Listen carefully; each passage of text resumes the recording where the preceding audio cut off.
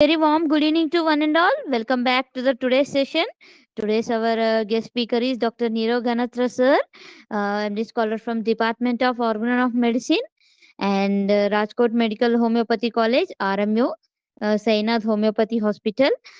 We welcome you, sir. So today's topic will be on efficacy of holistic homeopathy in management of AIDS. So session is over to Manali for the further progress.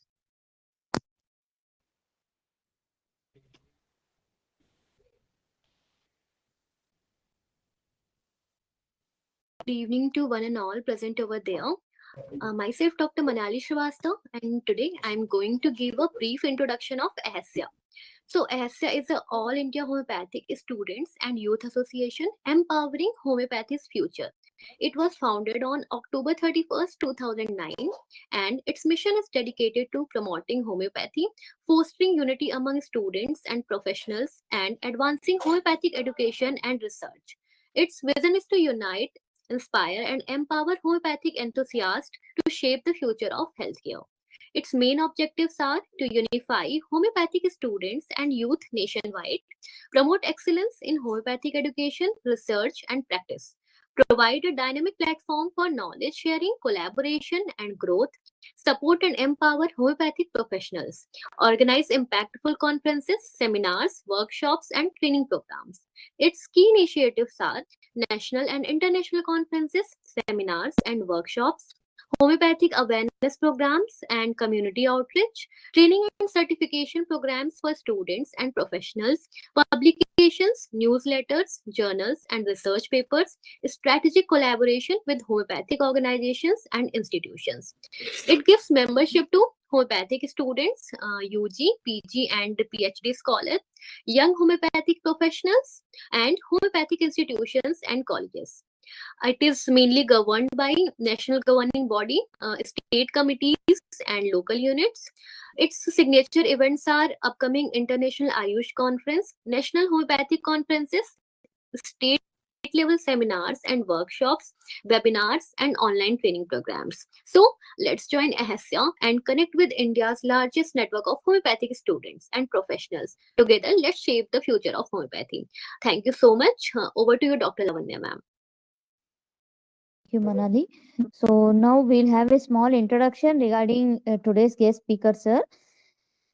Sir has been awarded with many awards regarding the Young Researcher Award by INSC, International Publishers, and member of Board of Reviewer in UGC approved journal, namely International Journal of Emerging Technologies and Innovative Research, and also other UGC approved journal by name International Journal of Research and Analytical Reviews. Sir has also did paper presentation on World Ayush Expo 2019, which is held in 22 to 25 August in 2019. A clinical open label study to explore the utility and effectiveness of homeopathy in cases of attention deficiency hyperactivity disorder. Like sir also presented many papers in many conferences and webinars and seminars. And sir has been honorary speaker in interns orientation program on the topic scope of pursuing PG in homeopathy organized by SBL Pharmaceuticals in association with Rajkot Homeopathy Medical College, Parallel University, and many other speakers, many other and events also. Sir has been as a guest speaker, and sir has also written well-renowned articles in the peer-reviewed or Scopus and Web of Science and UGCK journals. We welcome you, sir. We welcome you to the today's session. We welcome you all the participants. The session is all yours, sir. Thank you, ma'am, for the wonderful introduction. I have been also associated with Aisha from last 2 to 4 years since Aisha gave the opportunity to our interns to be speaker in the National Youth Program in around 2021-22. At that time, it was a wonderful opportunity to collaborate with Aisha for the webinars series which was conducted throughout the month of the January, started from 1st Jan to 12th Jan. So once again, thank you to Aisha and thank you to Homeopathy 360 for providing such opportunity. Today, I have chosen the topic of efficacy of holistic homeopathy in management of AIDS because today is the day, that is the 1st December, every year is celebrated as World AIDS Day. So, on the basis of that itself, I have selected the topic to explore the efficacy of the holistic homeopathy in the management of AIDS. 1st December, AIDS Awareness Day, is always being a day when we spread awareness about the AIDS regarding in the school health awareness campaigns, where the sexual education has been as the part of the syllabus of their curriculum.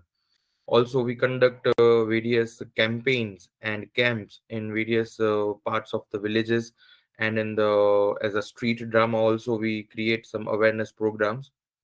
So why 1st December is celebrated as World AIDS Day? To raise awareness about the global HIV or AIDS epidemic and demonstrate solidarity with those living with the virus, and remember those who have died from the AIDS related illness. It was first celebrated in 1988 and is marked by various health organizations, governments, and communities worldwide to highlight the importance in prevention, treatment, and support for people living with AIDS. These are the four things which we need, we should remember. Saying no to AIDS, together we can stop the AIDS. Empowering the prevention, the preventive aspect is the most important aspect. So all these things are very important in the case of prevention of the AIDS.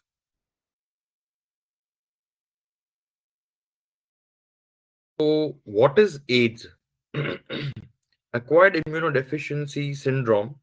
It is the final stage of HIV infection, where HIV is the virus, which is the pathogen, really causative agent, which is related for the AIDS. HIV attacks the body's immune system, specifically the CD4 cells, that is the T cells, which are essential for the immune response. And if untreated, HIV can progressively weaken the immune system, leading to the development of the AIDS.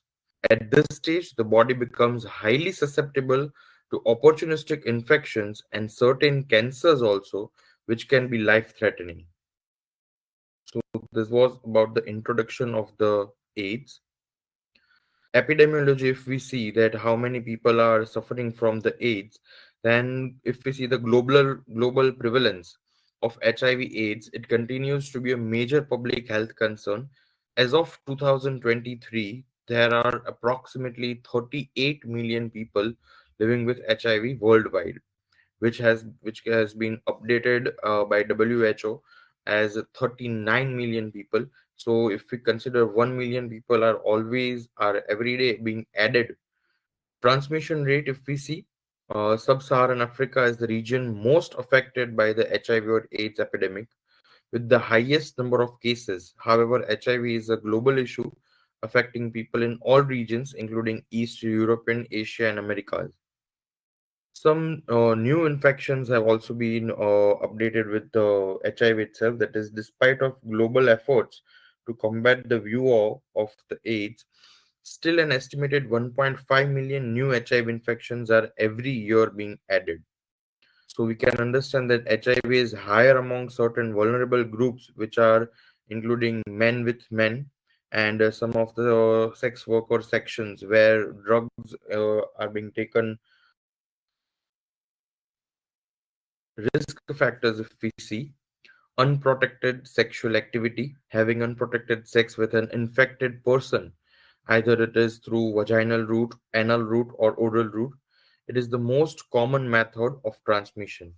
Sharing the needles or syringes, uh, this is the commonest thing which we have seen in the young people, adolescent people who are in the just age, who have entered the age of the puberty, and are going through the adolescent stage, where they are being fascinated with various types of drugs, various kinds of fanatic opportunities provided by their peer group, where they share this kind of needles or syringes to take the drug substances, and they get infected with the HIV infection. Many a times it has been seen accidentally also, in cases of blood transfusion and organ transplantation, where people or person has received the contaminated blood or organ, especially in the regions with inadequate screening, and can result in the HIV transmission. Mother to child transmission, which we also known as vertical transmission, where HIV can be transmitted from an HIV positive mother to her child during the pregnancy, childbirth, or during breastfeeding also. And the most commonest risk factor, that is having multiple sexual partners. Nowadays, it has been a new trend in the Gen Zs to have in the situationship, where they are not in any type of a particular relationship and they are involved with this kind of sexual relationship with more than one partners. So, having multiple sexual partners engaging in risky sexual behavior increases the incidences and the exposure to the AIDS. Focusing on the pathophysiology, because why this pathophysiology is the important aspect. If we would be knowing the pathophysiology and the causative aspect, then we would be knowing that at what level the patient has occurred or appeared to us, and on the basis of the causative aspect we would be able to find out its mental symptoms, we would be able to find out its constitution, and ultimately the individualized homeopathic remedy will be obtained. So we would be exploring first the pathophysiology and then the etiology. In pathophysiology, the moment the HIV virus has entered into the body, it's primarily transmitted through blood, semen, vaginal fluids, rectal fluids, and breast milk. It enters the body through mucosal surfaces such as vagina, urethra, or rectum. This is the entry point. Now, for prevention, also for treatment and management aspect, we can stop at this first entry aspect itself. That's stopping the entry of HIV virus in our body. Targeting the CD4 cells, the virus infects and destroys CD4 plus T cells, which are crucial for immune response. So, if we see overall aspect of AIDS, it is not the AIDS, it is not the disease, the AIDS which is killing the person or which is making the person injured. It is these immune cells which are being immune response, which is degraded, causes the entry of all the other type of diseases, and due to which the lethal or fatal aspect of the disease is being encountered. These immune cells are responsible for activating other immune cells like macrophages and cytotoxic T lymphocytes. So, if the immune response is not available, these kinds of cells are going to develop in our body, and then ultimately they might be lose the sense of identifying the cells of our own immune response and cells of the foreign body, which is leading to the immune system dysfunction. Over time, as the number of CD4 cells declines, the immune system becomes severely weakened and the body becomes more vulnerable to the infections and cancers. Progression to AIDS. AIDS is diagnosed when a person's CD4 count falls below 200 cells per microliter of blood, and this leads to the surge in opportunistic infections for cancers. So this was about the pathophysiology of HIV. Next, we come up to the etiology of HIV/AIDS. What are the etiological factors? The main causative pathogen, that is human immunodeficiency virus, is classified into two types: HIV-1 and HIV-2. One is most common and widespread type, responsible for the majority of HIV infections worldwide. And HIV-2, primarily found in West Africa, is less easily transmitted and progresses more slowly than HIV-1. So if we see HIV-1 is the, we can say, more toxic viral strain out of HIV-1 and HIV-2. HIV is transmitted through contact with infected bodily fluids, including blood, semen, vaginal fluids, rectal fluids, and breast milk. Sign and symptoms of HIV and AIDS. Acute, it has been divided into two parts, that is HIV, acute HIV infection and chronic HIV infection. Acute HIV infection may be expressing itself into 2 to 4 weeks after exposure. But if there are no sign and symptoms, or if we can see no expression of the disease, then the person may enter into the chronic infection stage, which is the latent stage, in which no symptoms occurs in a drastic manner. But if we see for a longer period of time, then the process, or we can say then the symptoms, may be developing gradually and gradually weakening the immune system. But in acute case, it has been expressed with fever. It starts with the fever, where we can express it as pyrexia of unknown origin, where we cannot find out what is the main causative aspect, where on the carrying out all the blood investigations, there might be not reflection of the any kind of pathogen, but fever is present in the particular person or particular individual, which may lead us to diagnose the pyrexia of unknown origin. Then after, we will see here in the laboratory investigations also, that what are the investigations which can be undergone to find out the causative aspect of this fever, particularly in HIV. As we know, anytime if the body is being encountered with any kind of disease, then the lymphatic nodes are the part of the body which acts as the first line of defense by producing lymphocytes. So at that place, more production of the lymphocytes will take place, and which will lead to the swollen lymph nodes. Most abundant lymph nodes are present in our throat itself, leading to tonsillitis and sore throat. It may sometimes also develop allergic conditions, that is like rashes, and most uh, common aspect of any of the viral infection, that is the pain in the muscles and the joints. That is also being seen in the sign and symptoms of HIV. Diarrhea may occur, headaches, recurrent headaches of unknown origin or unknown aspect. And all these symptoms are, we can say, resemble to flu-like illness. And many people may not realize also that they are infected, because all the symptoms which we discussed right now were all leading to, or were all, we can say, misguided in a particular type of a viral infection or flu-like illness. So we conclude to the sign and symptoms and move forward to the particular aspect of the sign and symptoms which are very peculiar to AIDS.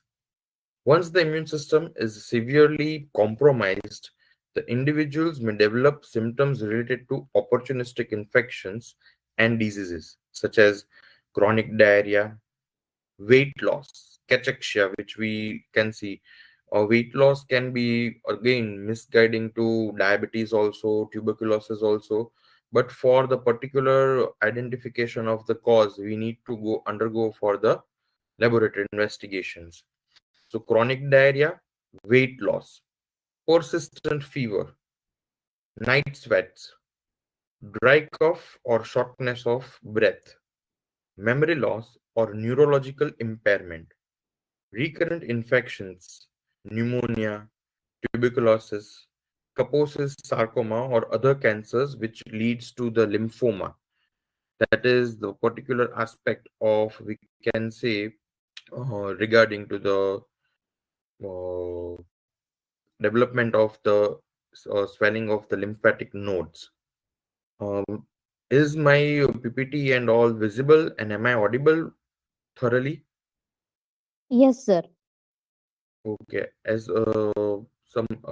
someone raised the hand, so just I was asking. Any question?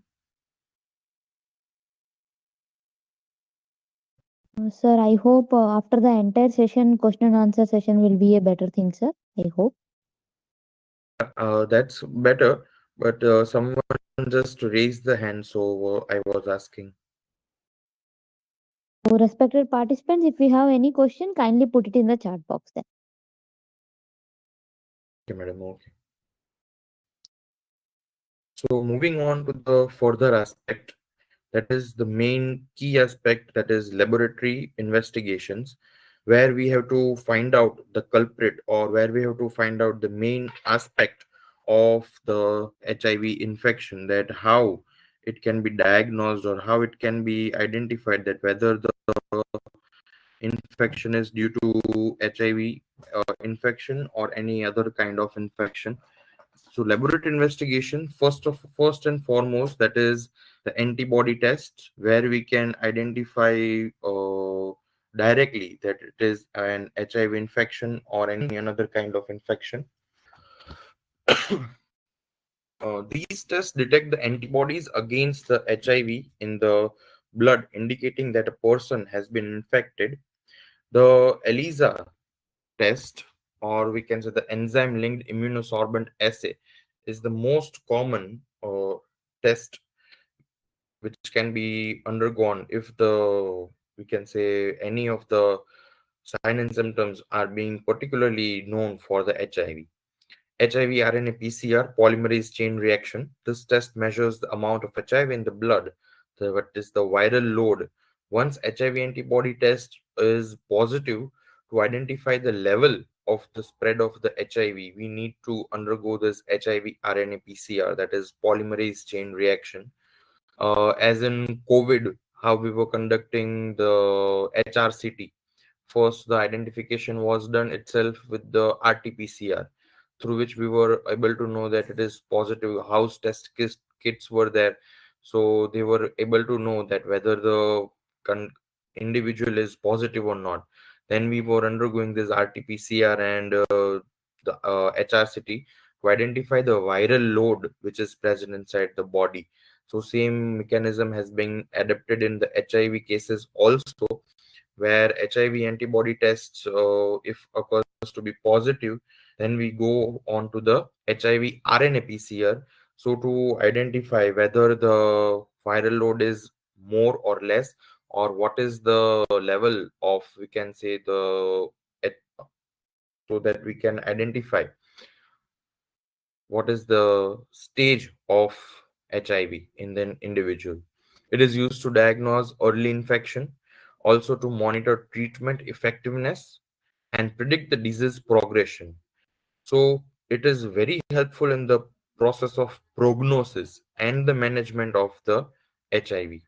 If a person is diagnosed on HIV and has been put up on the treatment aspect, so whether the treatment which is provided is effective or not can be also identified with the help of HIV RNA PCR. In one of our case at our hospital also, we treated this HIV infection, where we were able to manage the PCR load when it was reduced effectively to almost one fourth, when then the aspect when it was diagnosed. So this HIV RNA PCR test is very much helpful to identify the what is the condition and what is the case management of the particular individual. CD4 cell count also helps. This test measures the number of CD4 T cells in the blood, which helps to assess the degree of immune system damage. So again, once the HIV antibody test is positive, it doesn't end our task. We need to identify all these aspects also. How much is the viral load? We need to manage the viral load with our medicines. How much is the count of CD4 cell at present?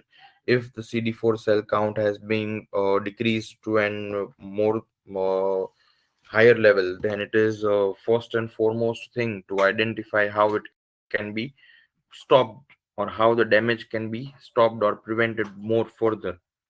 So all these aspects helps us to identify the CD4 T cells count.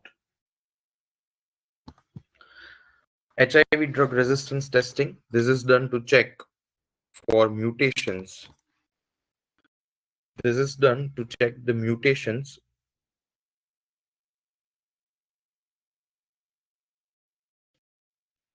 in the virus that may reduce the effectiveness of antiretroviral therapy. We are going to explore.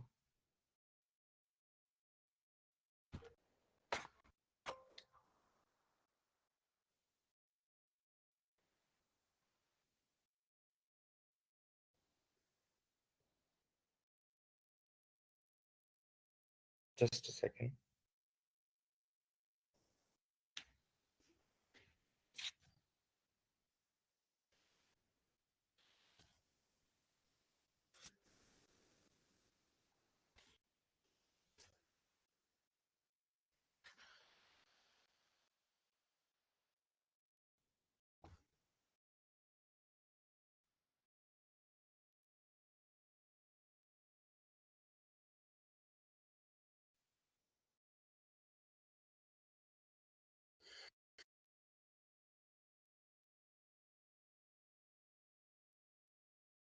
Is the screen visible now?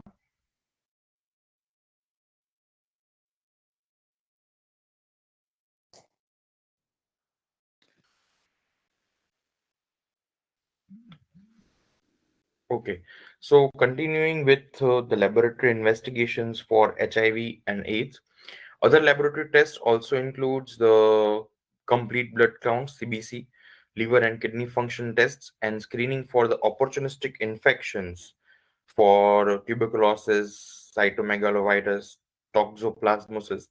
As we already discussed, that it is not the AIDS or it is not the HIV infection which is really killing or which is really fatal for the individual, but it is the weakened immune system which is targeted by the other aspects also, which is leading to the development of the AIDS or various other diseases like tuberculosis, cytomegalovirus, and toxoplasmosis, like diseases in the organism. Differential diagnosis, if we see, it can be generally mistaken with the following aspects. It has similar symptoms which will be explaining or exploring with the help of differential diagnosis with these cases. When it is just only the early stage of the HIV infection, it can be also just uh, mistaken as acute retroviral syndrome. Early HIV infection can resemble flu-like illnesses or other viral infections, example mononucleosis. It can be also taken as hepatitis B or C. These viral infections can also present with similar symptoms like fatigue, jaundice, and liver abnormalities. Syphilis and other sexually transmitted diseases. Certain STIs may mimic symptoms seen in HIV infection like gonorrhea, syphilis, tuberculosis, TB, and other opportunistic infections can occur in HIV patients and should be differentiated also. Cancer can be also seen because when HIV is being infected, person is being infected with HIV infection, then at the particular time, lymph node involvement is also seen. So in the case of lymph node involvement, it can be also mistaken with the Kaposi sarcoma, lymphoma, that is cancerous stage. These may develop in later stages, that is the more advanced stages of HIV, where person cannot identify, has not early detected the HIV or AIDS, and it also need to be ruled out with its laboratory investigations. Now we are coming up to the conventional treatment part, where the first and foremost, as soon as the person is being diagnosed with the AIDS, he or she is being put up on the conventional treatment of ART, that is antiretroviral therapy. ART is the cornerstone of the HIV treatment. consisting of a combination of three or more drugs from different classes to suppress the virus. As we have seen that in tuberculosis, there is given up of the 4 to 6 drugs, that is ZEHR. Similarly, ART treatment is given in the HIV, where three antiviral drugs, combination of the three antiviral drugs, has been from the different classes to suppress the activity of the virus, which may include nucleoside reverse transcriptase inhibitors. As this HIV virus is the RNA virus, the reverse transcriptase process is being adapted by the virus to spread its more toxicity and more virulence in the individual's body. So, reverse transcriptase inhibitors are the first and sorry, reverse transcriptase inhibitors are the first and foremost choice of drug for the particular organism's HIV treatment. Non-nucleoside reverse transcriptase inhibitors, protease inhibitors, because all the viruses are going to adapt the protein bodies of the organism itself. So protease inhibitors are the first and foremost, again, the mode which can inhibit the activity of the protease enzyme.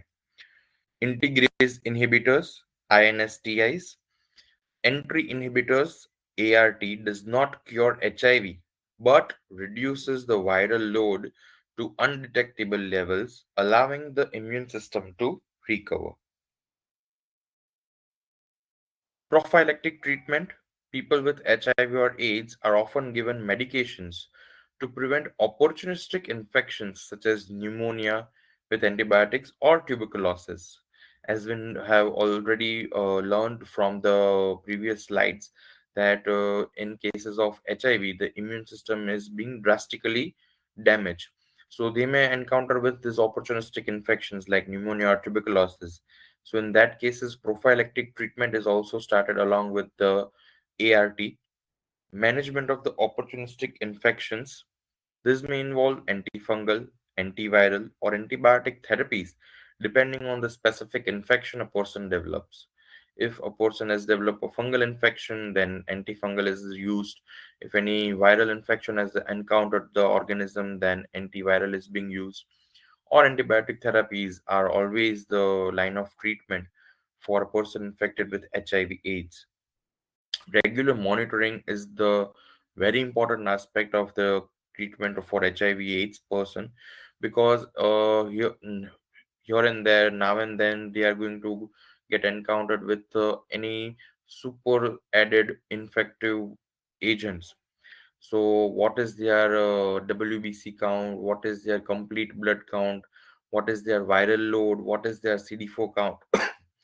All need to be monitored at particular regular levels and regular intervals in the follow-up visits. Patients undergoing ART should have regular follow-up visits to monitor viral load, CD4 count, and drug side effects. If any antiretroviral treatment is going on, so at that particular time period, a person, if is developing any side effects due to drugs, then also need to be monitored. Supportive care: if we see treatment of symptoms like pain, diarrhea, or weight loss, as well as psychosocial support, which is the very important aspect of the treatment for individuals living with HIV, is essential for improving quality of life, which we will discuss in the further aspect of the homeopathic management. Psychosocially, the person or the individual who is living with HIV is very much depressed and is under nervous breakdown itself.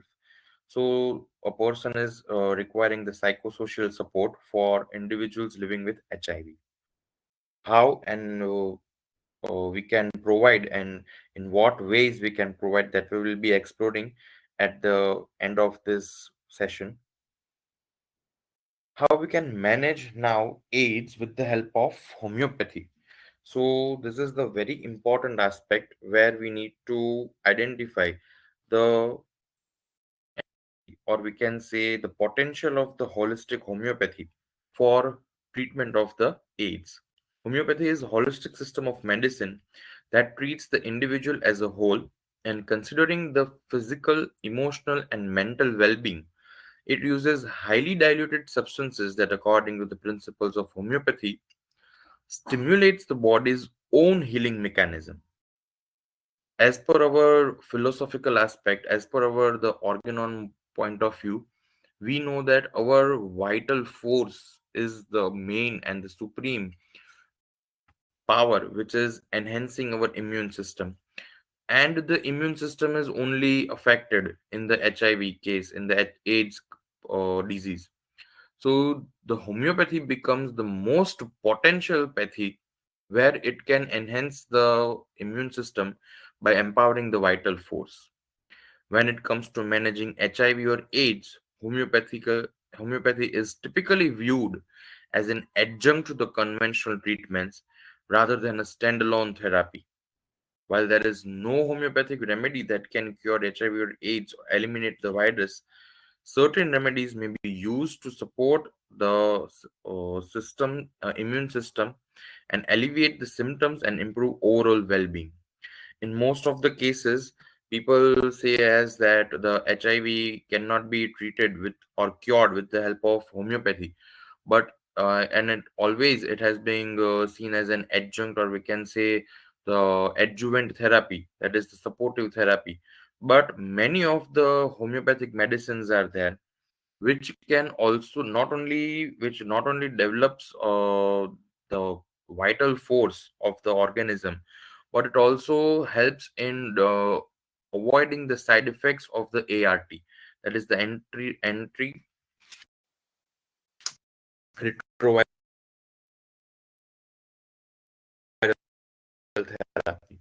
So here also it is helpful to identify in some of the cases which we will see in the further slides. So the homeopathic management of the AIDS is mainly based on the miasmatic medicine of the organism. If a person is given the anti-miasmatic remedy, the individual is going to heal very quickly. So it is better to identify first of all the miasms which are playing the role in the spread of the disease inside the individual's body, and how the pace is there of the development of the disease inside the organism, which will help us to identify the anti-miasmatic remedy for HIV or AIDS. Homeopathy also addresses miasms, inherited or acquired predispositions to certain diseases. The concept of the miasms is foundational in understanding the chronic diseases from a homeopathic perspective. In case of AIDS, the psoric miasm represents a state of weakness, unresolved chronic diseases, and susceptibility to infections. It can be related to chronic conditions that affect the body's resilience to disease, as seen in the immune suppression characteristic of HIV or AIDS.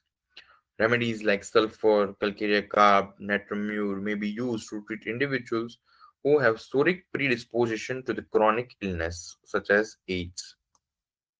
Tubercular miasm is often linked with the chronic infections, particularly those affecting the lungs and the respiratory system. Tuberculosis is a common opportunistic infection in individuals with advanced HIV or AIDS case. So the tubercular miasm is associated with individuals who have tendency to develop tuberculosis, emaciation, and chronic fevers. Homeopathic remedies for this miasm include tuberculinum, Kali bichromicum, and Calcarea fos. Cancerous miasm, it is thought to predispose individuals to chronic diseases that can lead to degeneration and growth of abnormal cells. People develop with HIV/AIDS may develop cancers such as Kaposis, sarcoma, or lymphoma, which may align with the cancerous miasmatic tendencies.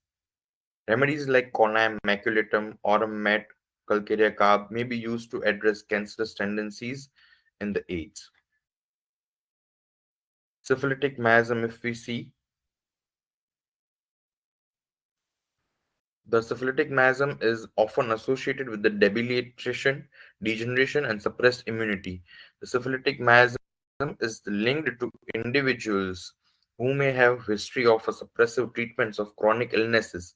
People with HIV/AIDS may manifest symptoms such as wasting, emaciation, skin ulcers, and opportunistic infections, all of which are associated with the syphilis in the homeopathic thinking.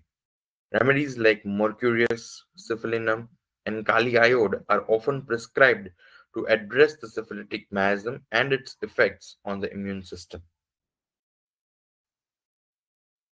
Repertorial approach of HIV/AIDS. If we see in most of the repertories, except the clinical repertories, nowhere they have especially given the disease such as AIDS. But what is to be done is we need to identify the symptoms of the AIDS which are presenting in the organism.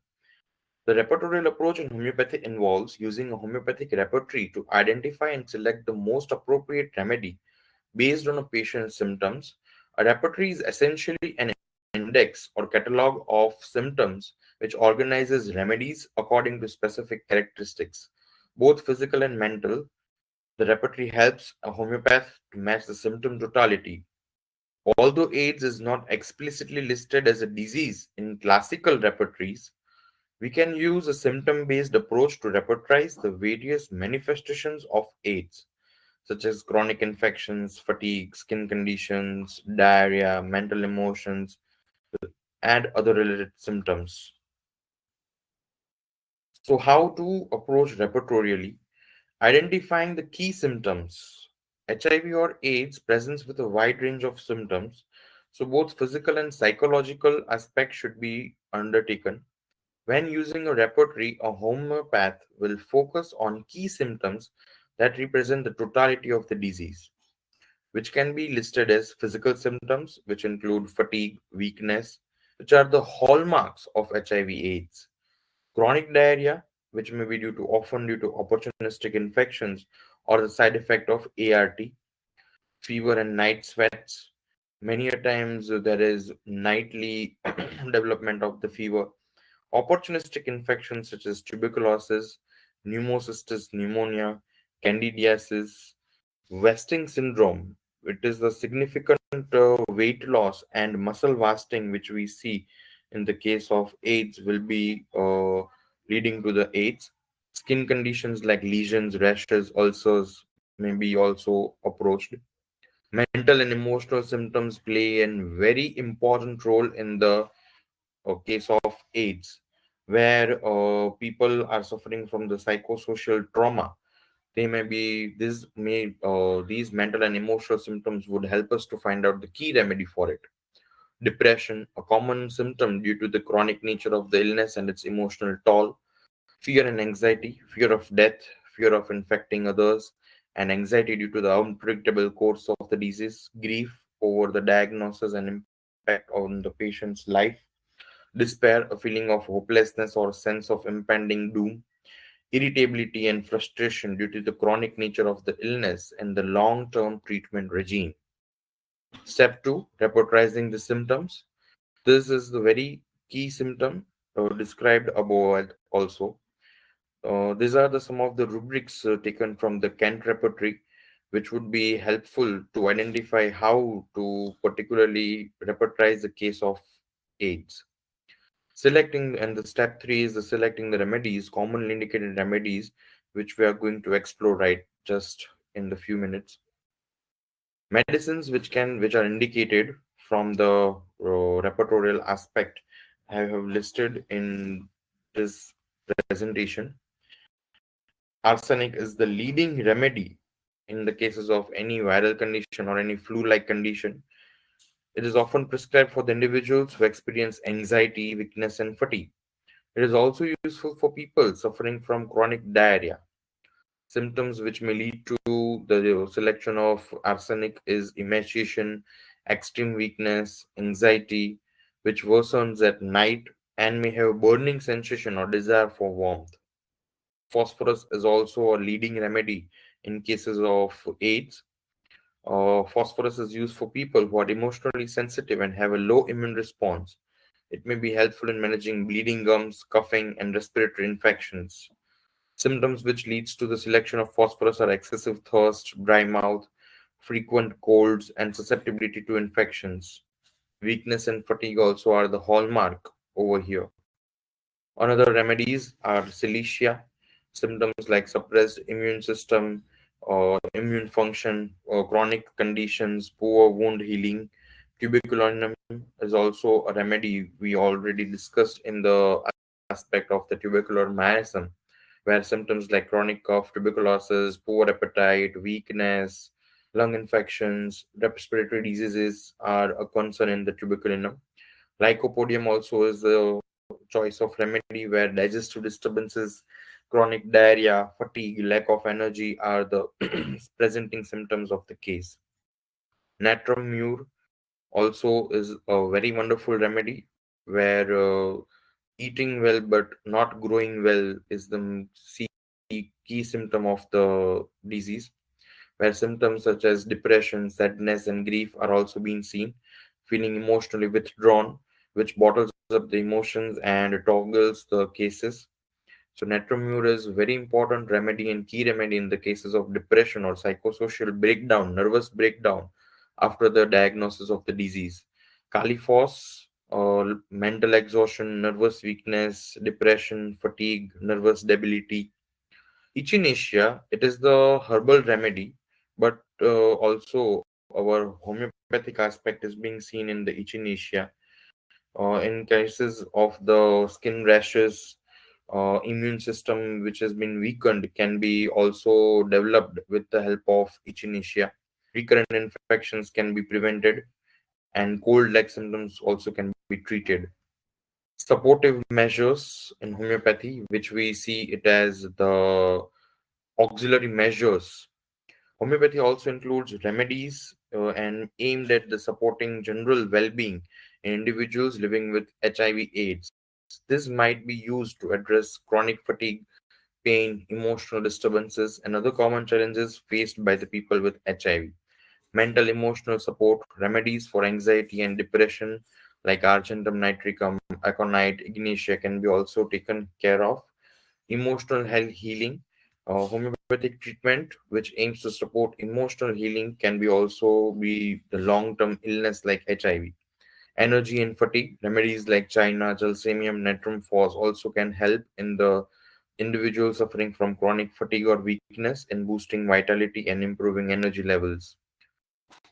So, concluding my session, in homeopathy, HIV or AIDS would be seen not just as viral infection, but as an illness that reflects a deeper systemic imbalance, potentially affecting the individual's physical health, mental, emotional well being, and also disturbing the vital force.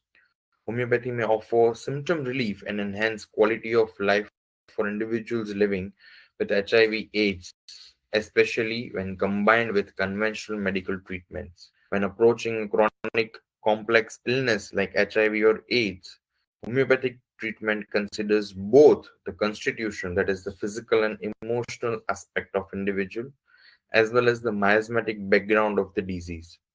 It should be always be used cautiously as comprehensive treatment plan that includes both ART and adequate medical monitoring. So, ending my session with a thank you note to Dr. Kinshuk Goswami sir, who has always motivated the young speakers and has given the beautiful platform to showcase their knowledge. Also, I'm highly thankful to Lavanya ma'am for coordinating for the smooth conduction of the webinar. I'm also thankful to BJN for being a media partner and letting the aspect of AIDS to each and every corner of not only India but globally also, so that people can visit all these recordings and all these PPTs to acknowledge the awareness sessions organized by Aisha. Thank you to all of you, and a special thank you to the audience who have patiently attended the session. Thank you from my side. I'm concluding the session from my side. Over to Lavanya, ma'am. Thank you, sir. Thank you so much. It's our great privilege to have you on the board, and I hope it's a great section for the participants too, sir. Respected participants, the question and answer session is open now. If you have any questions, just have it in the chat box.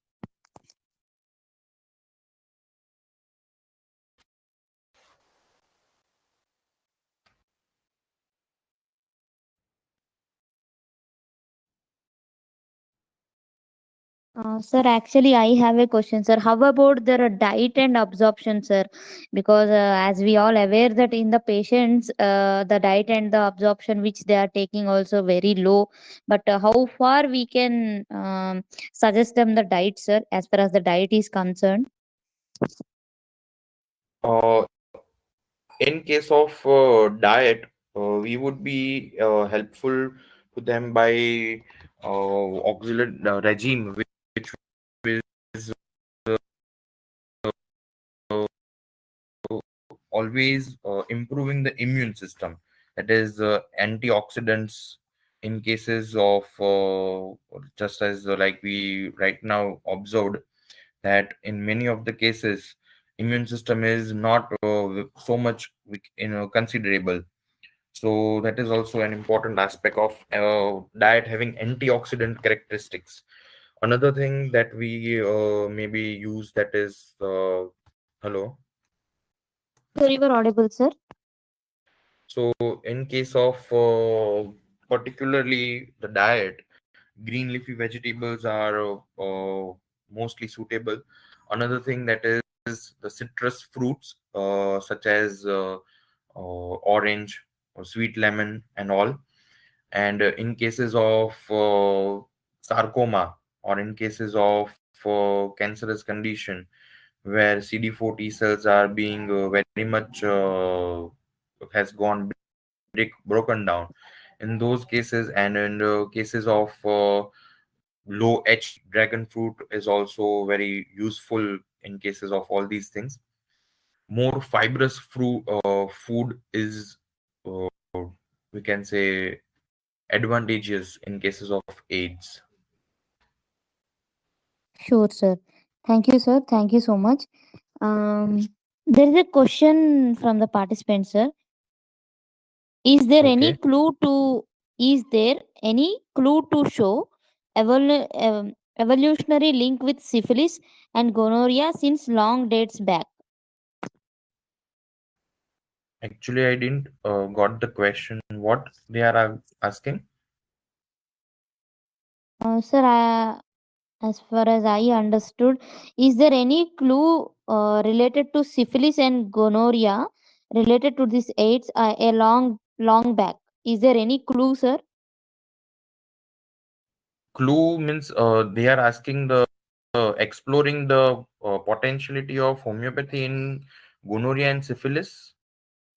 They are asking the clue regarding the syphilis and gonorrhea linked with this disease, sir.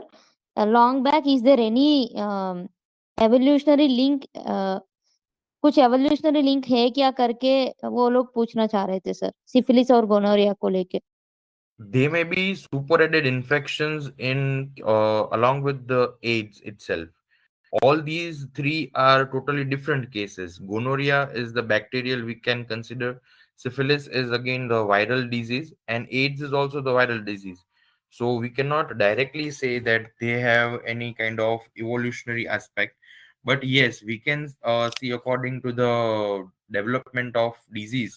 If we see, then we can surely say that on the basis of the miasmatic evolution, they are linked with each other. In gonorrheal stage, if it is there, then it is particularly to the psychotic miasm. If we see to the case of or the aspect of syphilis, they are into the syphilitic miasm. And in cases of HIV, where tuberculosis is in that condition, the whole aspect of the tubercular miasm is being seen. So in those cases, we can say that it has been with the evolutionary aspect. They are linked with them, but as such, there is no evidences of linking of the disease with all these three diseases. If we see miasmatically, then yes, they are linked with each other. But if in case of causative aspect, then we cannot say surely that they are linked with each other. Sure, sir. Is there any other questions from the participants? They are welcome actually. Any questions?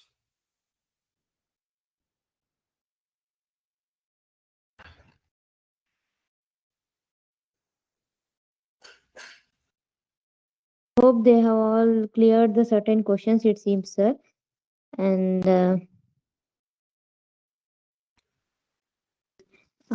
thank you, sir. Thank you so much for the overwhelming session. It was a great session, actually. Sir, Mohit, sir, can we have the video, sir, of the conference?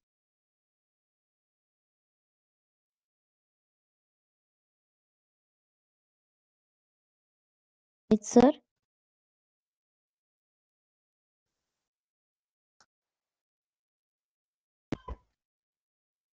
Ma'am, 1 second, ma'am.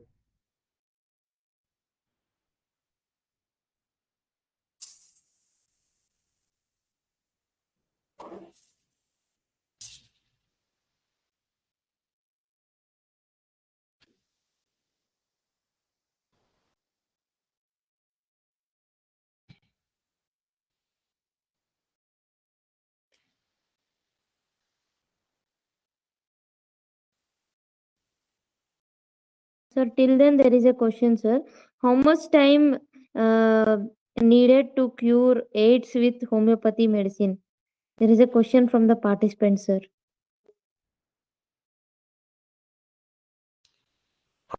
Depending upon the symptom similarity and or how much disease has been progressed, if it is being identified in the pre aspect itself, then it can be very it can take very less time to cure the disease. But if it has been progressed much, and if it is being to the level of the cancerous condition also, then it is very longer period of time taking to cure the AIDS.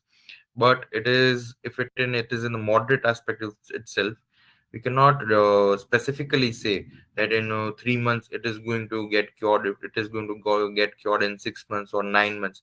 But yes, depending upon the stage of identification of the disease, we can surely treat the disease with much lesser time period than the conventional period, because it is going to develop the vital force, it is going to strengthen the vital force, and ultimately will help us to to improve the immunity.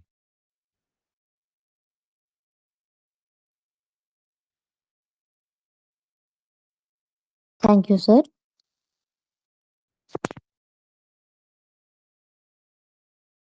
Sir, actually, there is a question, sir. Which potency is better?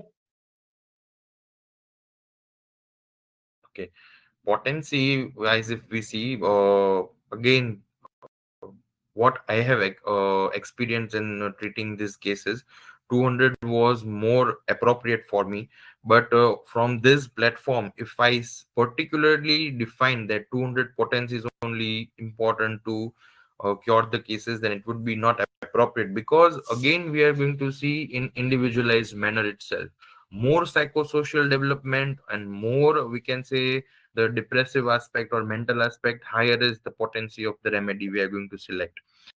More is the physical signs and symptoms seen, we are going to come down to the potencies of 200 and all, 30 and all. If in cases of development of any pathological symptom, or if we are in the view of any development of the pathological condition, then we have to continuously repeat on the 30 potency also. But in many cases, in one of the cases also, I have used LM potency, where we need to give the frequent repetition. So again, time period, potency, all these are the case sensitive aspect, individualized aspect. if a person is having the pre-diagnosed case, or sorry, not pre-diagnosed but early diagnosed case, and developed with the psychosocial aspect, then 1m potency is also enough to treat it. But it is in if it is in the latent aspect, chronically the person has suffered, development of the pathological aspect also there, then the lower potencies or the susceptibility has been deranged, so lower potencies or LM potencies can be useful. Thank you, sir. I hope the participants have cleared their questions. And coming on to the next, there is a conference which is going to be held on 12th January 2025. It is an international Ayush conference which is to be held in Kolkata, West Bengal. And you have the video details over here.